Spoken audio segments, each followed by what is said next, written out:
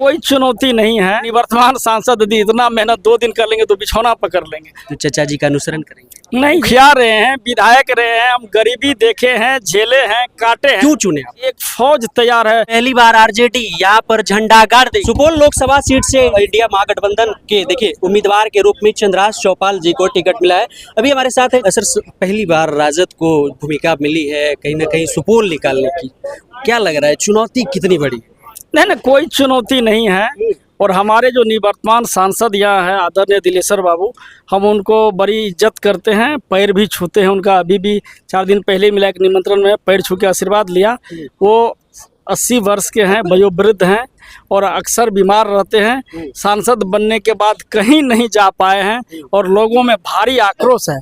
और सुपौल लोकसभा में खास करके यहाँ दल से जाति से ऊपर उठ के लोग हमें समर्थन दे रहा है।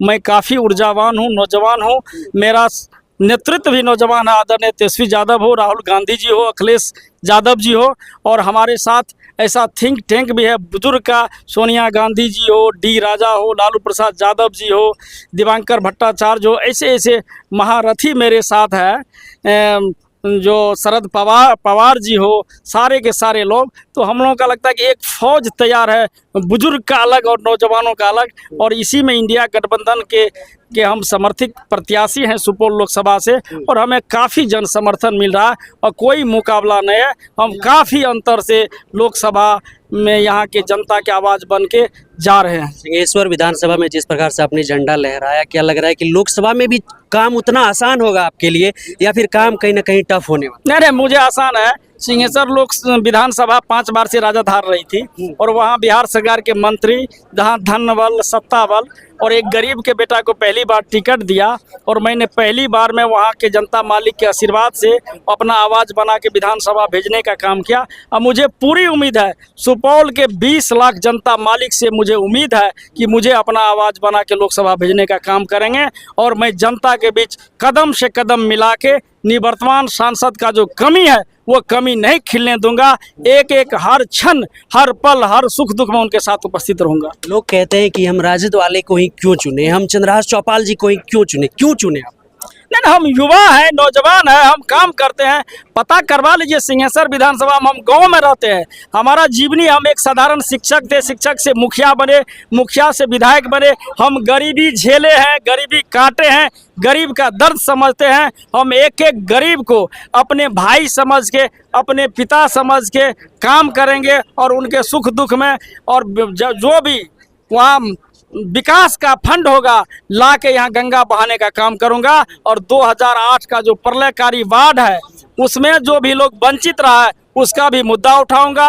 लंबी दूरी का जो ट्रेन है पंजाब, दिल्ली, हरियाणा जाने के लिए, वो भी मैं मांग करूंगा। और सदन के माध्यम से मैं मांग करूंगा कि पटना जाने के लिए सुबह और शाम भी ट्रेन हो, और नई रेल लाइन भी यहाँ बन रही है उसमें भी लगातार मैं मांग करके चाहूँगा कि यहाँ से लोकल ट्रेन पटना जाए और जल्द से जल्द बने। 6 विधानसभा है, सुपौल लोकसभा में कहीं ना कहीं सबसे चैलेंजिंग कौन सा रहेगा? सबसे ज़्यादा काम क्या लग रहा है आपको, कहाँ पर करना पड़ेगा? कहीं काम करने का जरूरी नहीं है हमको। हम जहाँ भी गए काफ़ी समर्थन मिला है। हम 20-20 घंटा मेहनत करते हैं। शायद लगते हैं कि हमारे चाचा श्री निवर्तमान सांसद यदि इतना मेहनत 2 दिन कर लेंगे तो बिछौना पकड़ लेंगे। हम काफ़ी ऊर्जावान है, हमें बहुत समर्थन मिल रहा है। हम युवा है, बुजुर्गों का आशीर्वाद मिल रहा है, नौजवानों का प्यार मिल रहा है, प्रेम मिल रहा है, स्नेह मिल रहा है। हम काफ़ी अंतर से चुनाव जीतने जा। गठबंधन का जो मैनिफेस्टो लॉन्च किया गया, अब उसमें कहा गया है युवाओं के रोजगार के बारे में और तमाम ऐसी चीज़ के बारे में जो युवाओं को आकर्षित करती है, और एनडीए के गठबंधन में ऐसा देखने को नहीं मिला है, रोजगार की बात नहीं किया गया। क्या लग रहा है कि यहाँ पर आपका सबसे मजबूत पक्ष, सबसे मजबूत जो पहलू होगा चुनाव लड़ने का, वो युवाओं को आकर्षित करने का? निश्चित 17 महीना का जो तेजस्वी प्रसाद यादव जी का कार्यकाल रहा है, जो महागठबंधन का सरकार रहा है, जो ऐतिहासिक काम करके बिहार में दिखाने का काम किया, एक थके हुए मुख्यमंत्री, एक वयोवृद्ध मुख्यमंत्री से जो काम करवाने का काम किया, चाहे जातीय जनगणना हो, जातीय गणना हो, चाहे 5 लाख सरकारी नौकरी हो, स्वास्थ्य विभाग में हो, चाहे पंचायत प्रतिनिधि से लेके ममता दीदी, आशा, टोला सेवक का वेतन 2 गुना करने का हो। हम लोग ने वृद्धा पेंशन भी 2 गुना किया है। कुछ कारणवश अड़चने हैं, वो पास हो चुका है। तो सारा का सारा विकास का जो गंगा बहाने का काम किया है तेजस्वी प्रसाद यादव जी ने 17 महीना में। हमें विश्वास है कि लोकसभा 2020 के चुनाव में मात्र 1,12,000 का अंतर था और हमको लगता है कि एक ही विधानसभा ये अंतर भर देंगे। हम लगातार हमको लगता है कि 4-5 लाख के अंतर से हम चुनाव जीतने जा रहे हैं। कहते हैं कि जीत जाते हैं तो दिल्ली उड़ते रहते हैं, बस क्षेत्र में नहीं आते हैं। आपके अभी जो सुपौल लोकसभा के जो सांसद जी थे दिलेश्वर कामैत जी, कहीं ना कहीं उस पर आरोप लगता रहा है कि वो अभी तक क्षेत्र भ्रमण करने के लिए नहीं आते हैं और अमूमन ऐसा कहा जाता है सभी सांसदों के साथ, विधायकों के साथ, हालांकि अपने अपने क्षेत्र में जो भी किया हो काम, कहीं ना कहीं उसी का नतीजा है कि आज आपको सुपौल लोकसभा से प्रत्याशी बनाया गया। लेकिन क्या आप भी बन जाएंगे, क्या आप भी यहाँ से सेलेक्ट हो जाएंगे तो चचा जी का अनुसरण करेंगे?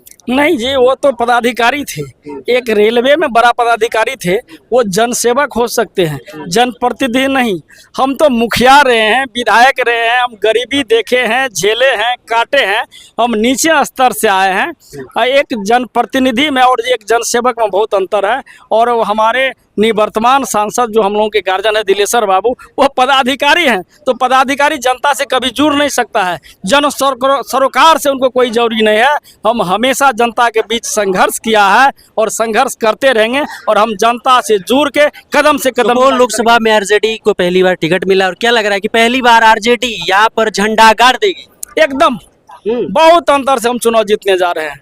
सर्वे करवा के हमको दिया गया है, सुपौल के जनता मालिक का हमें आशीर्वाद प्राप्त है और सर्वे के बाद हमें टिकट मिला है, इसलिए हम बहुत अंतर से चुनाव जीत के। बहुत बहुत तो देखिए अभी हमारे साथ चंद्राश चौपाल जी थे जो कि सुपौल लोकसभा सीट से जिससे कि टिकट मिला। सबने बताया कि क्या कुछ इसका कहना था और आप सुन रहे चंद्राश चौपाल जी को, कहना इसका साफ था, विजन क्या था इसका, मैनिफेस्टो पर जो इन्होंने बात करी और क्या कुछ कह रहे थे आपने सुना। बाकी आप क्या कुछ सोच रहे हैं कि आप सुपौल लोकसभा के प्रत्याशी को वोट करना चाहते हैं या फिर नहीं करना चाहते, कैसी प्रत्याशी की आप मांग कर रहे हैं? कमेंट बॉक्स में अपनी प्रतिक्रिया लिखिएगा। मिलेंगे आपसे बहुत जल्द और ड्यूटी पर ही। जय हिंद।